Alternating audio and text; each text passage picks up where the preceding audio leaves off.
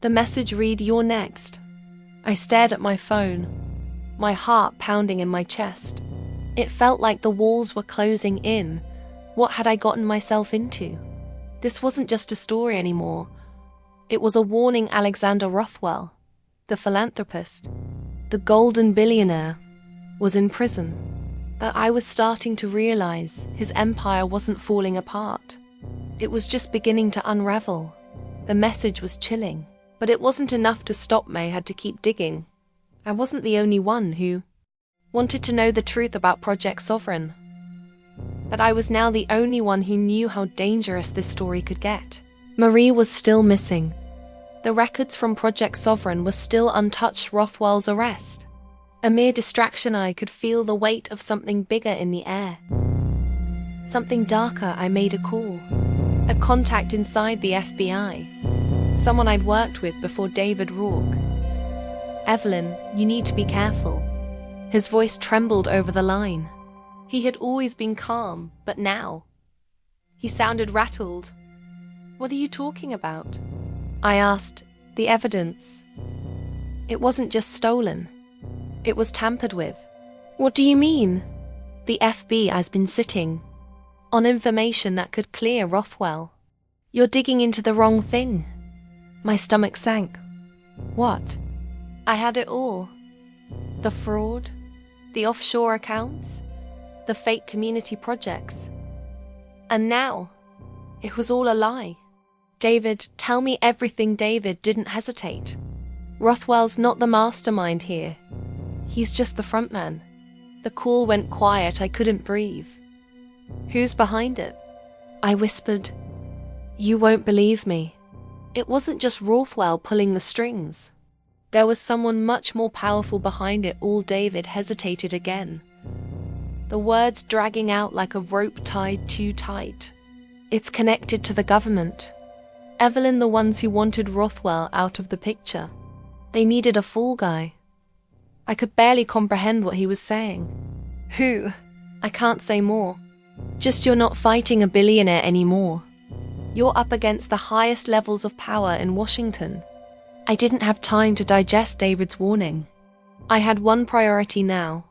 Find Marie. It took days, but I finally found her in a cheap motel room outside of DC. She was alive, but barely. Her hands shook as I entered, and the sight of her pale face sent a wave of guilt through me. "I thought you were dead," I said. Marie swallowed hard. "They know everything about us, Evelyn. It wasn't just Rothwell. It's all a game, a political cover-up. And I wasn't supposed to make it out." I could see the fear in her eyes. She was broken. She had information, but she was terrified to give it to me. "Marie, tell me what's really going on. Who's behind this?" Her eyes darted to the door. She was looking for something. Someone. "I thought I could trust them," she whispered. "I thought I could trust you, but now, I don't know anymore." I sat down beside her, leaning in close. "Who, Marie? Who is pulling the strings?" Marie's voice broke as she spoke. "It's the Pentagon. Evelyn, they used Rothwell to funnel money, hide the truth, and fund military operations overseas. The money was never for the poor. It was for defense contractors.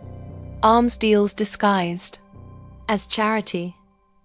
I couldn't believe it. It felt like the ground had shifted beneath me. A military-industrial complex using a philanthropist as their shield.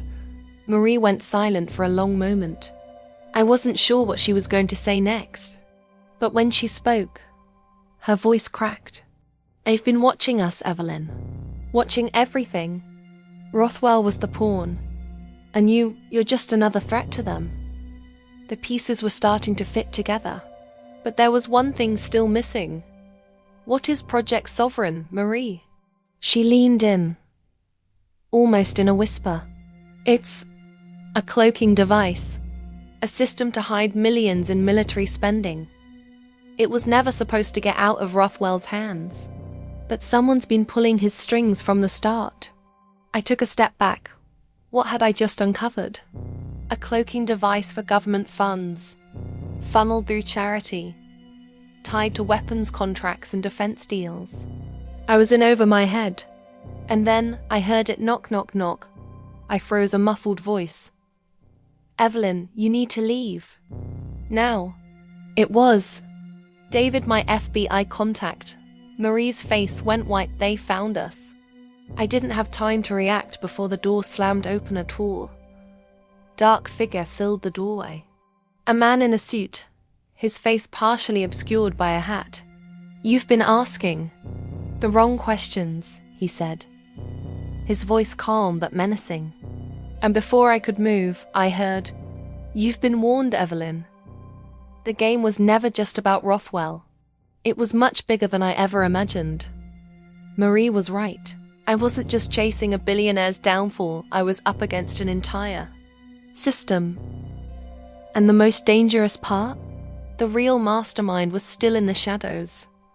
Would I get the full truth before they silenced me? Or was I already too deep to turn back?